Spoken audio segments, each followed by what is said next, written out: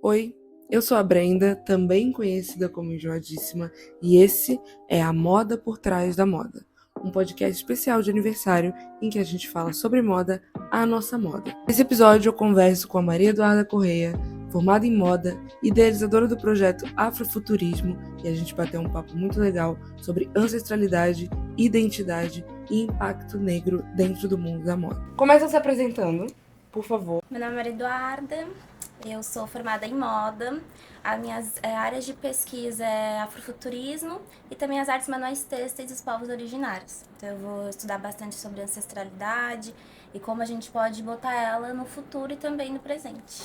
Chique, muito chique. Uma presença ilustre, claramente. Eu vou começar te fazendo uma pergunta que eu já tinha falado que eu ia te fazer. Eu te mandei um vídeo que eu gravei um tempo atrás sobre como a moda ela é feita para status e corpos específicos. No final desse vídeo eu faço uma pirâmide meio inconsciente, assim, falando que quando tu é uma pessoa magra, toda moda é pra ti. Quando tu é uma pessoa magra e branca, toda moda é pra ti. Quando tu é uma pessoa magra, branca e cis, toda moda é pra ti. As coisas elas vão fazendo uma pirâmide. Eu quero saber de ti, aonde tu acha que ser uma pessoa preta se encaixa nessa pirâmide? Eu acho que assim, a moda e a cultura negra, ela vai ser expressa de diversas formas. A gente vai ter muitas formas de cultura, formas de expressões. O que acontece é que a moda e a estética negra, elas estão em alta. Mas mais do que elas estarem em alta, a gente precisa ser o protagonista dela, porque é uma cultura nossa.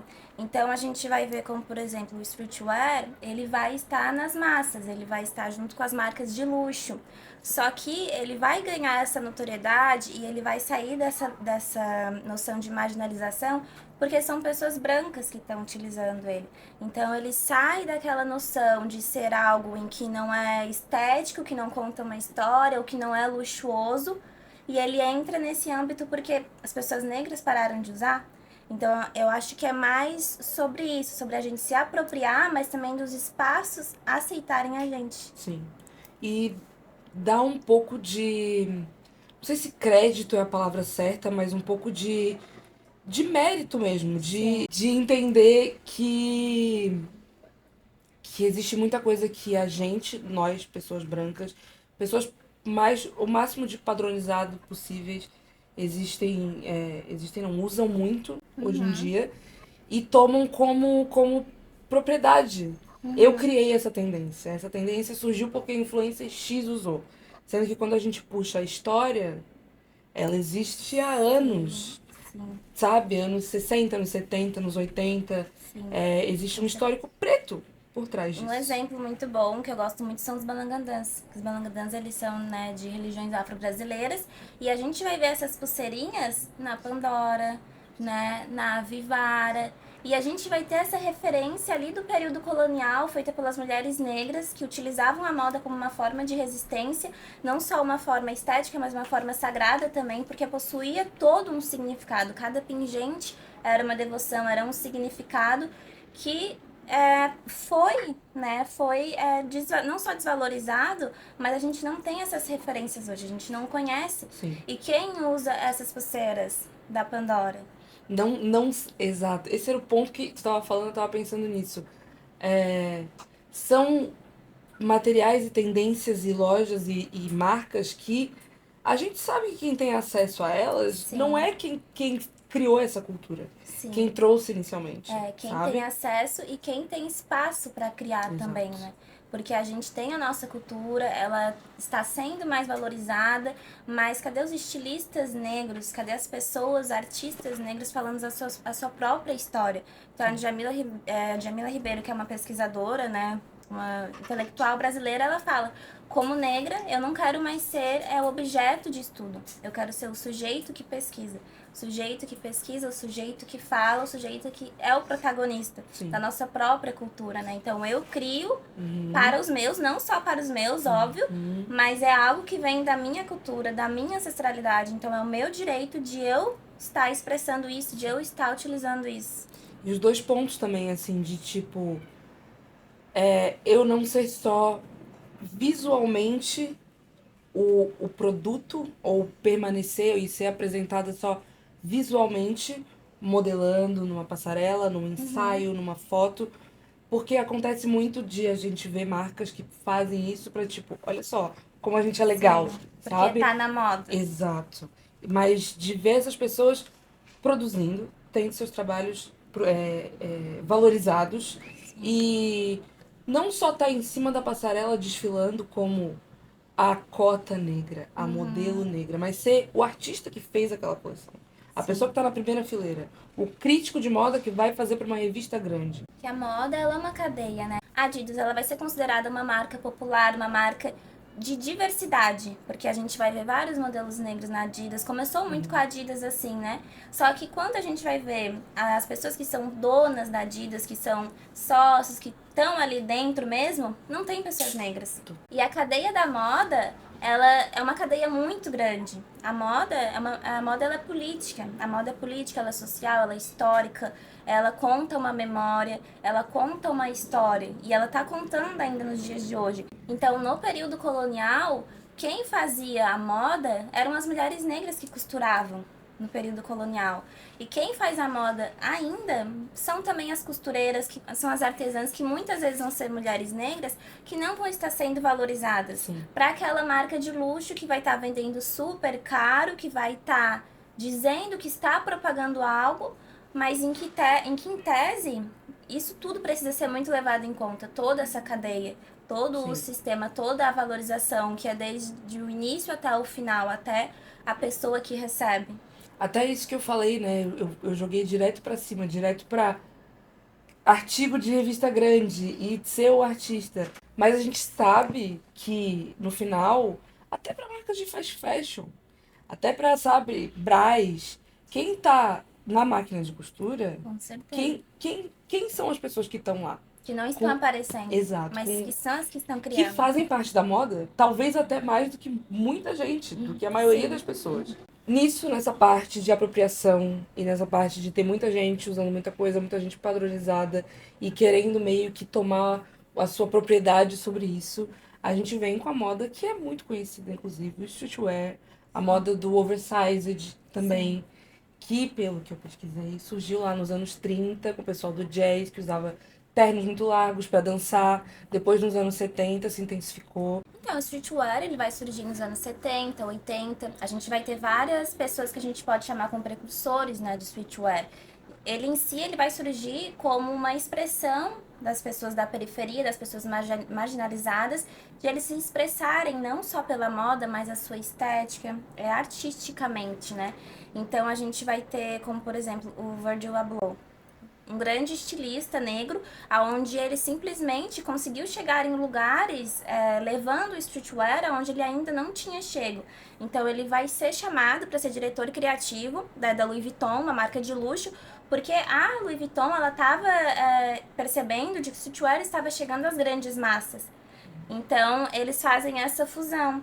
E aí ele surge então com a marca dele, a Off-White, em 2013, e com essa marca que é uma mistura que ele mesmo diz entre o branco e o preto, né, o meio, ele consegue se expressar e ele junta a música, ele junta a arte, a moda, e ele vai então criando essas coisas. Então o streetwear, ele vem de uma cultura negra, ele pode ser, claro, utilizado por todas as pessoas, mas sempre a gente ter essa noção, porque mais do que vir da cultura negra, as pessoas negras, elas utilizaram do streetwear para se mostrarem ao mundo, para se expressar, né, para falar, ei, eu existo, para criar sua própria estética, que antes não era considerada bonita ou aceitável nos lugares, e hoje já começa a ser. A gente vai ter também o Daperdam, onde ele vai criar a logomania. Com a Louis Vuitton também, ele pega, ele falsifica as logos da Louis Vuitton e começa a botar nas roupas. Que cria essa paixão pelas pessoas, pelas logos. Então as pessoas começam a comprar roupa porque tem várias logos daquela marca de luxo. E hoje ele também já é uma pessoa assim consolidada na moda, até mesmo pela Louis Vuitton, já fez parceria com a marca. E a gente vê então de como surge tudo isso, né? Ele vai ter também referências de jovens surfistas que iam lá e se juntavam com amigas. Vai ter uma marca também bem conhecida, a Stussy, onde ela também vai se consolidar no streetwear. Então ele vem de uma raiz de resistência, né, de resistência de uma cultura, e ainda hoje, cada vez mais forte, ele vai se consolidando dessa forma. E tu falou da Off-White, é engraçado porque rolou há um tempo atrás, bem pouco tempo atrás, né? O hype, né? A moda do hype. Que quanto mais caro custasse, mais valor tinha. Não importava se a roupa era bonita, se era feia. E isso volta naquilo que a gente falou, de quem tá comprando essas marcas. Que inicialmente foram inspiradas por essas pessoas que não estão no nível aquisitivo que essa marca tá se colocando. É a geração Hype Beast. Hype Beast, onde as pessoas elas vão ter, geração Y, Z, onde elas vão ter o valor, né, pra comprar e vão ir muito pelo status, pela imagem Totalmente. que a marca vai estar passando. Então, não vai ir tanto pelo que ela significa. Se perde um pouco de valor, né, vamos dizer assim. Ela entra como um valor muito grande financeiro, mas no significado em si, ela perde um pouco de valor, porque as pessoas estão consumindo aquilo, mas sem saber, Superficialmente, ou né? sem querer saber o que significa, né? Sem ter esse, não um embasamento, eu diria, mas assim, de você ter uma noção, assim. Sim. Eu lembro de cinto da Off-White, R$ 6.000, Sim. sabe? E a gente sabe, no fim das contas, que a maioria das pessoas que vai ter dinheiro pra pagar R$ 6.000 num cinto não é uma pessoa. Não é a classe que veio, como tu falou, que é a classe que moldou a história, que criou a marca, assim. Uma moda negra, preta, ela não pode ser classificada como uma frase, ou certo ou errado, porque a gente vai vir de diversas culturas, de diversas fontes de ancestralidade. Então a gente vai ter as nossas referências do continente africano, a gente vai ter as nossas próprias criações das fusões da moda afro-brasileira, e eu acho que ela parte de princípios, então, que começa na ancestralidade, da gente ter essa consciência da nossa ancestralidade, dos trajes de crioula, de baiana, das negras, né, de fé, das suas indumentárias, e de a gente se empoderar dessa forma. Que vai surgir das mulheres de fé nas suas indumentárias, que são sagradas, que possuem significado e que demonstram, expressam alguma coisa, e também é uma devoção por algo, né? Então a moda negra ela vai surgir nesse âmbito de sacralidade também, da gente estar conectado com nós mesmos e da gente pegar a nossa estética pra gente e se apropriar dela, porque ela é nossa e a gente pode usar ela de diversas formas. É engraçado porque antes de começar a gravar, a gente tava falando exatamente sobre isso, sobre se entender, sobre pegar o que é seu pra si e sobre se rotular, né? Se apropriar de nós mesmos, né? E não só de nós, mas dos que vieram antes da gente, dos que estão construindo coisas. Porque é algo nosso e muito tempo a gente foi botado às margens no âmbito da moda, no âmbito da estética, no âmbito da beleza. Porque moda é beleza, né? Moda é beleza, moda é expressão, moda é o que é bonito. E a nossa cultura é exatamente isso. A moda, ela era moldagem europeia, né? Exatamente. Totalmente, em biotipo, em aparência, em cores. E quando a gente tudo. estuda, ainda continua europeio. O que vem pra gente ainda é uma moda europeia. Não uma moda do continente africano, não uma moda afro-brasileira. Que a gente vive no Brasil, não tem como não falar de uma moda. Né? Qual é a moda do Brasil em si? Não seria, quem sabe, afro-brasileira? Deve ser até fazer um esforço tentar negar isso, né? Sim. Tem um esforço envolvido, porque a gente tá no Brasil, a gente vê isso, a gente vê estampas, a gente vê cores, a gente vê maioria em pessoas mesmo, populacional, sabe? Não tem um esforço. Tem Um racismo. Sempre teve. Um racismo, Sempre né? teve. E aí, acho que é isso, né? Então a gente, e tendo esses locais de fala, a gente vai ver no São Paulo Fashion Week que vai ter o projeto Sankofa, onde ele vai ser construído também por coletivos negros para botar pessoas negras e estilistas negros na passarela. Mas não só na passarela, né? Porque a gente vai ter Collab Fantasma, uma marca do Emicida, e com o irmão dele também, aonde toda a passarela eram de modelos negros. Mas é o que a gente disse, e por dentro, né? E quem está criando aquelas coisas, quem está costurando e tendo a visibilidade. A gente tem estilistas, criadores negros no Brasil e eles precisam estar ali, naqueles lugares. Não tem como, né? Então, é muito importante ter esses movimentos, esses espaços da gente conseguir realmente fazer o que o Sankofa diz, né? A gente resgatar a nossa ancestralidade, a gente ir para o passado pra gente construir um futuro e um presente também baseado na gente. Arrasou. Era isso. Quem gostou, bate palma.